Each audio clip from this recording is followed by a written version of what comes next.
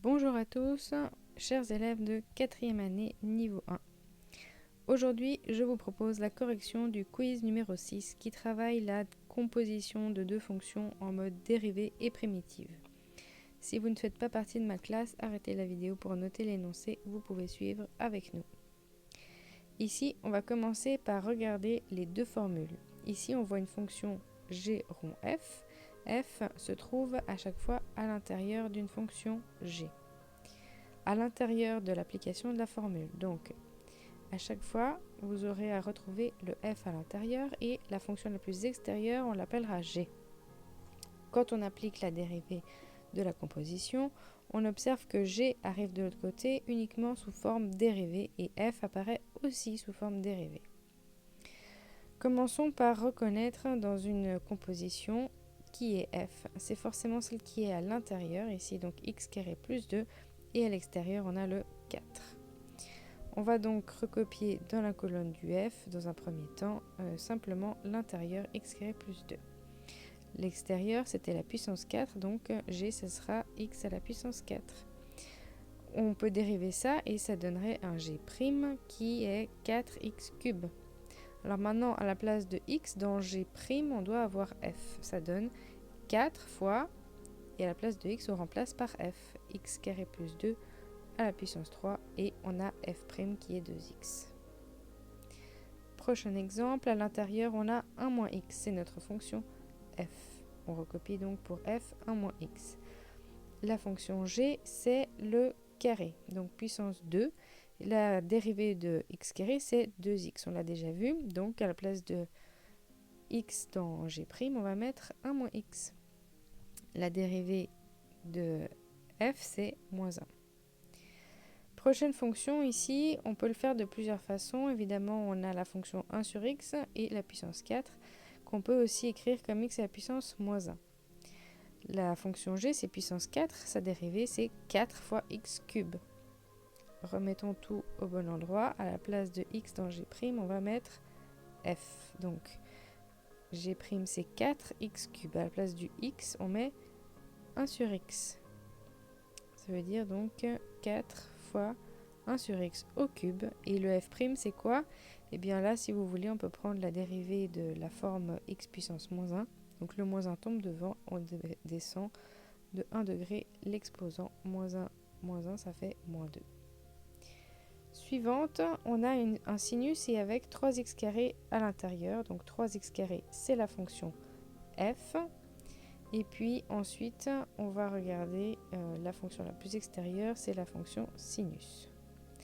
On connaît la dérivée de la fonction sinus, il s'agit de cosinus de x. Donc ici à la place, on va mettre cosinus de 3x carré. La dérivée de 3x carré, c'est 6x. Donc n'oubliez pas ici qu'on doit appliquer en g' et f'. Encore une dernière fonction trigonométrique et après on passera à la primitive dans l'autre sens. Donc cos carré de x, ça veut dire qu'on a le cosinus de x au carré. C'est une écriture plus courte. Donc à l'intérieur, on a le cosinus, c'est f de x. Et puis donc le carré, ça va correspondre à notre fonction g de x. Donc g de x, ça va être x carré, sa dérivée, c'est 2x. Donc on va avoir 2 et à la place de x, on va mettre le cosinus. Et on va ensuite avoir le sinus. Est-ce que vous avez compris? Sinon, arrêtez ici la vidéo et regardez-la de nouveau parce que la suite, ça va changer un petit peu. Donc cette fois-ci, on se retrouve du côté de la fonction qui est dérivée et on veut retrouver la fonction initiale. Donc on veut en fait chercher la primitive. À l'intérieur, ça reste toujours pareil. À l'intérieur, on va toujours avoir nos f de x. Donc prenez cet exercice, peut-être de manière à la chaîne. Et puis à l'intérieur, qui est une fonction qui est dans une plus grande fonction extérieure, à chaque fois, vous pouvez vous amuser à juste vous concentrer sur les f de x. Une fois qu'on s'est concentré sur les f de x, tout le reste, ça sera soit le f', soit le g'. Donc, on continue ici juste à trouver les f de x, puisque ce qui est fait n'est plus à faire, et ce qui est facile Eh bien, c'est toujours ça de fait et on peut se concentrer sur la prochaine étape. Donc ici, je vais simplement continuer jusqu'à la fin de mon tableau d'écrire les fonctions qui sont à l'intérieur. Et maintenant, on va se concentrer sur l'autre colonne. On a un x cube, mais de qui est-il la dérivée? Eh bien, il est la dérivée de x4 sur 4. On a donc g et f. Alors, g rond f, c'est 1 quart de x carré plus 5 entre parenthèses puissance 4, plus une constante. Pour la prochaine étape, on va chercher de qui sinus est la dérivée. Eh bien, il s'agit du cosinus, très exactement moins sinus. Donc, on compile tout ça, on a cosinus de 3x carré plus notre constante.